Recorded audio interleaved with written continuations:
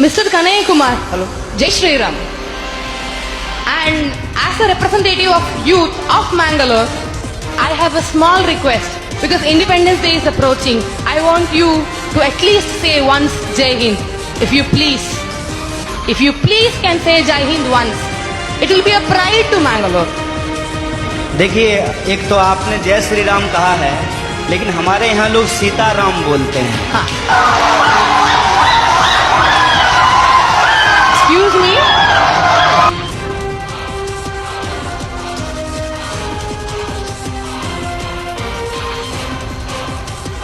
And I say, बोलो भारत माता की जय हिंद. आपका जो सवाल है कि आप एक का समर्थन क्यों नहीं करते हैं। देखिए, बात यह है कि मेरी पैदाइश ही दो लोगों के मिलने से हुई है। मेरे माँ बाप की शादी नहीं होती तो हम पैदा नहीं होते।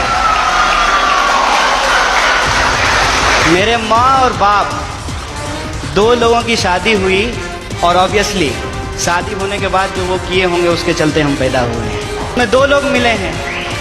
रही बात कि वन नेशन का क्यों नहीं सपोर्ट करते हैं, तो नेशन तो वन ही है, भारत एक है, इसमें कोई डाउट नहीं है। लेकिन इस एक भारत को रिप्रेजेंट करने वाला जो एक संविधान है उसमें 300 से ज्यादा आर्टिकल हैं, मोर देन 300 आर्टिकल्स हैं उस एक कॉन्स्टिट्यूशन में। और जो आप कह रहे हैं कि वन नेशन, उस वन नेशन को रिप्रेजेंट करने के लिए जो एक पार्लियामेंट है उसमें भी दो सदन हैं, लोकसभा और राज्यसभा, और उसमें से जो चुन करके लोग जाते हैं उसमें भी कोई एक लोग नहीं जाते हैं, उसमें 545 मेंबर्स जाकर के पहुंचते हैं। तो हमारा जो वननेस है वो वननेस एक्चुअली डाइवर्सिटी को रिप्रेजेंट करता है, उसमें डाइवर्सिटी है।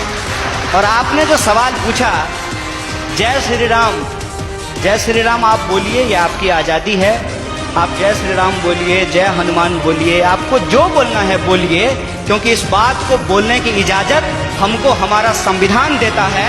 इसीलिए मैं आपसे ये आग्रह करूंगा कि आप कभी कभी उस संविधान की भी जय बोलिए जो आपको बोलने की आज़ादी देता है। और रही बात मेरी, तो मैं आपको बता दूं, मेरा तो जन्म ही मिथिला में हुआ है। अगर आप मेरे यहाँ आएंगे तो आपको बड़ी आश्चर्य लगेगी।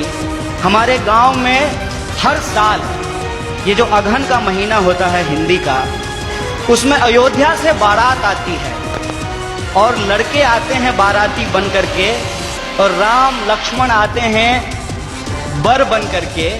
और हमारे गांव में राम जानकी मंदिर है जहाँ पे हर साल राम विवाह होता है। और मैं मजेदार बात आपको बताता हूँ, मिथिला के जो लोग होते हैं वो राम जी को गाली देते हैं। पता है क्यों?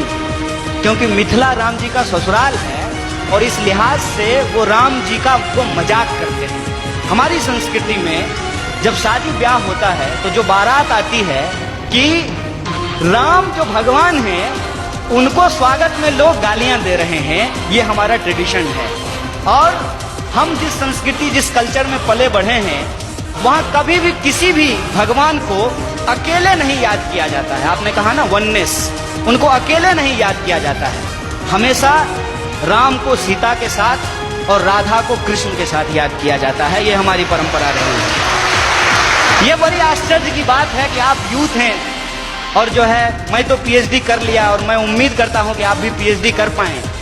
अगर आप पीएचडी करें तो मेरा आपसे ये आग्रह होगा कि आप इस देश में जितने रामायण लिखे गए हैं, कम से कम उन रामायणों पे ही आप पीएचडी कर लीजिए। और मैं आपको बताता हूं कि हिंदुस्तान में कम से कम 300 से ज्यादा रामायण लिखे गए हैं, मोर देन 300। और मैं एक बार हिमाचल गया था। हिमाचल में त्रिलोकनाथ की मंदिर है, भगवान बुद्ध की मूर्ति है, और भगवान बुद्ध की मूर्ति के ऊपर भगवान शिव का मूर्ति बनाया गया है, सर के ऊपर बनाया गया है।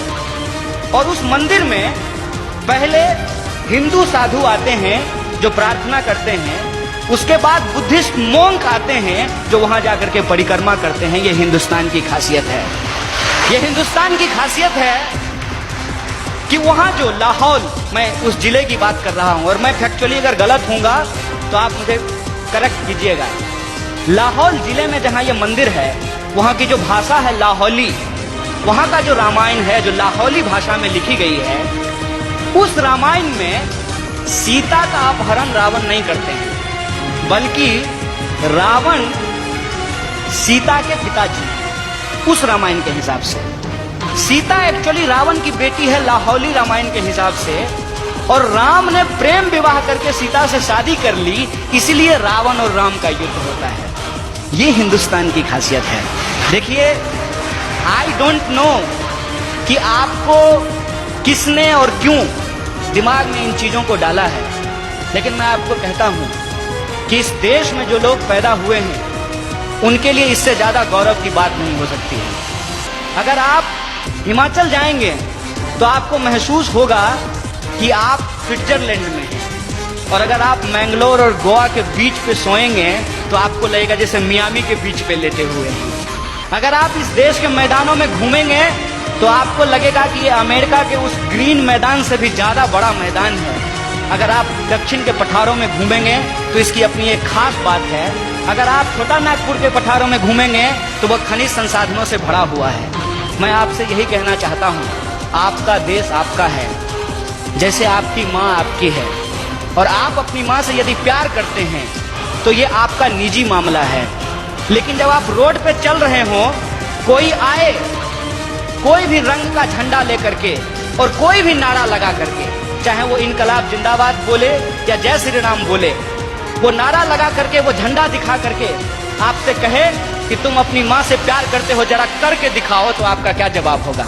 यह देश हमारा है, इस देश से हम प्यार करते हैं, और हमारे लिए इस बात को याद कीजिएगा, हमारे